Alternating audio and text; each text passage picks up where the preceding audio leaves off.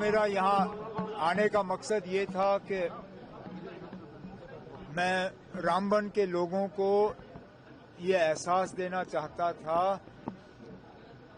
کہ بے شک پہلگام میں ایک بہت بڑا حادثہ پیش آیا، لیکن ہم رامبن کے لوگوں کو بھولے نہیں ہیں۔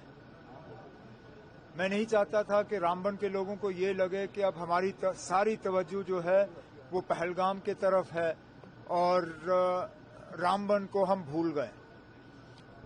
تو جیسے ہی سری نگر میں میرا کام تھوڑا کم پڑا، میں فٹافٹ رامبن آیا، اپنے ساتھیوں سے ملا، ایڈمنسٹریشن سے حالات کے بارے میں نے جائزہ لیا۔ High way one way traffic کے لیے کھول دیا گیا ہے۔ کل کیونکہ ہم ہائی وے پہ تھوڑا اور تیزی سے کام کرنا چاہتے ہیں، کل شاید ایک دن کے لیے ہم ہائی وے دوبارہ بند کر دیں گے تاکہ ایک جو ٹنل ہمارا بند ہے اس کو ہم کھول پائیں۔ اس کے ساتھ ساتھ جو ریسٹوریشن کا کام ہے اس میں اور تیزی لانے کے لیے جو پیسے جو ہیں ریلیز ہونے چاہیے جموں سے وہ ریلیز ہو گئے ہیں۔